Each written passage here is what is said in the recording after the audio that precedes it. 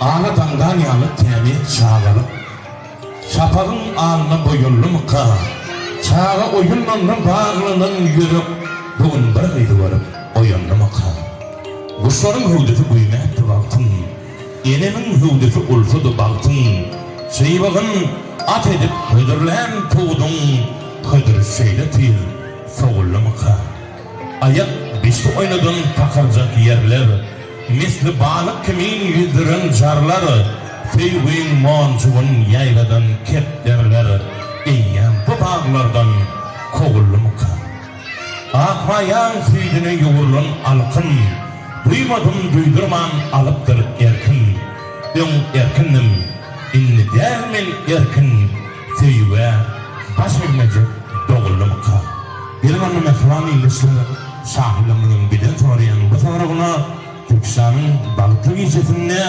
Bağışılamızın şirin aydınını cevap edip Köylü gecelimizden devam edelim. Anana kalka edelim. İlk azam aydınlar bilen balıklı gündemizde.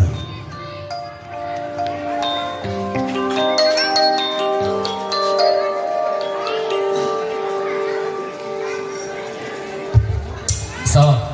İbradayla sağ ol amca. Acayip seferlenmişim, acayip koşkulumuşum. Onu canına sağ olsun doğundu. Gözöklüğümüz kovulup kozun. Dine toyda birek bile didarlaşmaktan ayırmasın. Nire var ya, Turan kakamın toyda var ya, nire sözdür. Ken olsun doğundu. Canınız sağ, başınız dik olsun. Onu 15 yaşındığımızın olmasını doğu bilen, neyaz bilen, boz bilen ağırına değil mi? Emniyen ayırmam, ayıp verelim. Dikde, dıyıcalım.